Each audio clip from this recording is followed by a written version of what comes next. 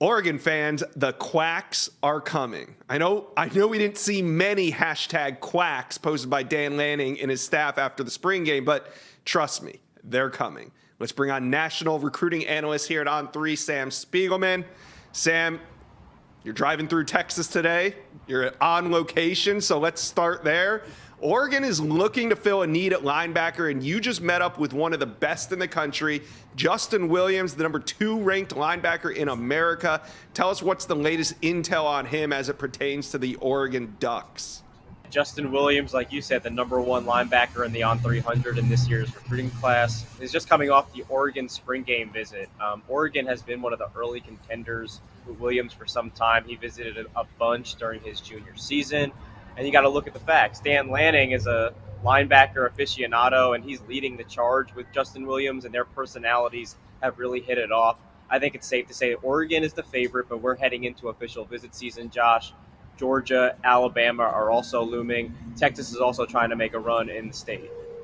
All right, we're going to do a deep dive on David Stone's recruitment in the next segment, so just hold on for that. But I know Oklahoma leads in the RPM, but do you give Oregon a chance in this recruitment? Yeah, absolutely. He was on hand for that star-studded spring game, and the buzz around Oregon is that they made a move. You know, we looked at his recruitment at Oklahoma and Michigan State being the top 2, and we know that there's been a lot of coaching changes in East Lansing that sort of opened the door for schools like Oregon, like Ohio State, like Miami and Texas A&M, among others, to get him on campus, possibly for an official visit. David Stone is going to take quite a bit of them.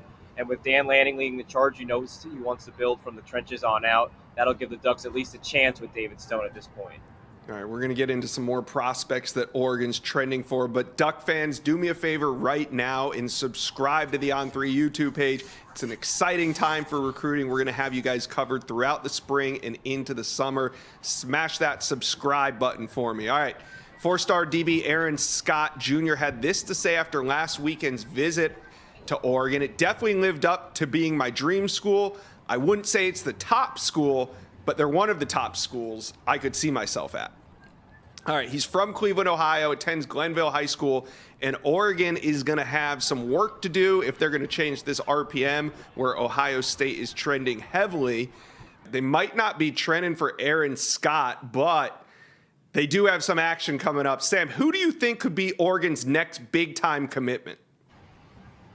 Well, you talked about Aaron Scott being on campus last weekend for the spring game. Another visitor for that spring game was Michael Van Buren.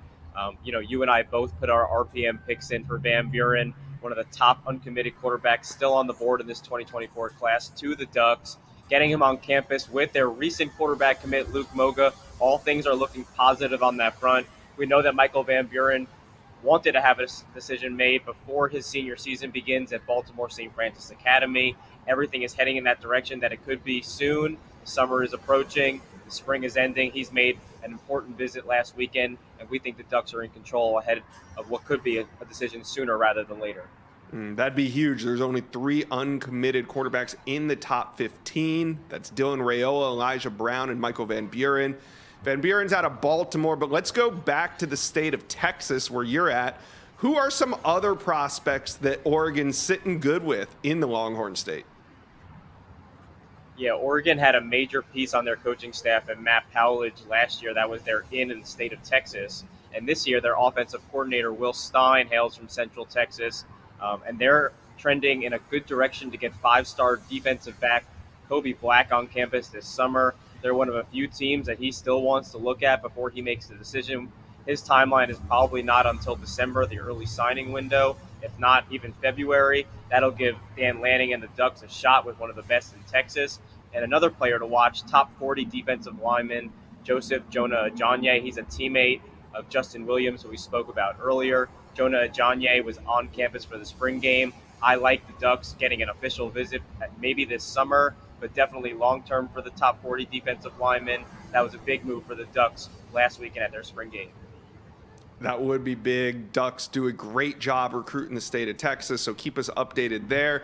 Well, really, Oregon doing a good job recruiting right now, sitting at number 10 in the On3 industry rankings, on the verge of a great class. Can they push for a top 5, maybe even a top 3? We'll see. Thanks for checking in with us on the Inside Scoop. Thank you for watching. Make sure you smash that subscribe button for me, and remember to check out all the videos on the On3 YouTube page.